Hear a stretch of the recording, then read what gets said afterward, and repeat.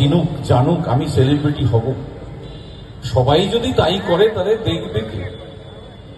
পুরো পাগল হয়ে গেছি আমরা। পাশের বাড়ির এক ভদ্রলোক মরে গেল, তাকে শ্মশানে নিয়ে ফেলে দিয়ে পাড়ার বৌদি ডোমকে জিজ্ঞেস করছে কতক্ষণ লাগবে পড়াতে, আধ ঘন্টা তো লাগবে। এই চলছে আমি চারটে রিল করে আসি। যে মারা গেছে তুলে তুলসি সরিয়ে দেখছেন উপরে দিয়ে। এই কোন সংস্কৃতি শুরু হলো? আগে আমাদের দরজার সামনে লেখা থাকতো ওয়েলকাম, সুস্বাগতম। এখন লেখা থাকে কুত্তা হইতে সাবধান।